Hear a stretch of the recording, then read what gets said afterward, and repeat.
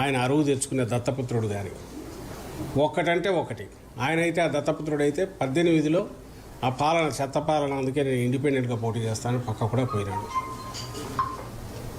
వీళ్ళిద్దరూ తండ్రి కొడుకులైన ఇదిగో మేము 14-19 మధ్య ఇది చేశాం, మా పాలన జగన్మోహన్ రెడ్డి గారి కంటే ఇందులో బాగుంది, మాకు ఓట్లు వేయండి అని ఒక్కరోజన్నా అడుగుతున్నారా?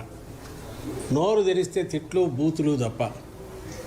అసలు అది మామూలుగా అయితే కేవలం జగన్మోహన్ రెడ్డి గారు ప్రజాస్వామ్యం మీద అత్యంత గౌరవం ఉన్న వ్యక్తి కాబట్టి, ఆఖరకు అంతిమ నిర్ణేతలు ప్రజలే అని తెలిసిన వ్యక్తి కాబట్టి ఈ కారు కూతలన్నీ ఎందుకు పట్టించుకోవాలని వదిలేశాడు. కానీ నిజంగా వాళ్ళు అంటున్నట్టు జగన్మోహన్ రెడ్డి గారు ఒక నియంతనో ఇంకో రకమో ఇంకొక రాజ్యాంగమో వాళ్ళు అంటున్నట్టు రాజారెడ్డి గారి రాజ్యాంగం ఇట్లా పొద్దుపోని మాటలన్నీ అవి నిజమైతే వీళ్ళు ఇట్లా బరి తెగించి రోడ్డు ఎక్కి తిట్టుకుంటూ తిరగలిగే వాళ్ళ చంద్రబాబు కానీ ఆయన కొడుకు కానీ వాళ్ళ ముఠా ఎవరైతే ఉన్నారో వాళ్ళందరూ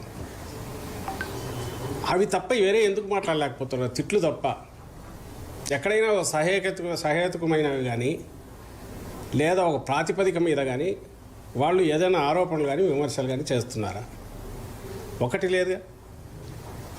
ఈరోజు పెట్టిన దాంట్లో కూడా జగన్మోహన్ రెడ్డి గారు ఎప్పుడెప్పుడో మాట్లాడినవన్నీ గుదిగుచ్చి దాంట్లో పెట్టారు.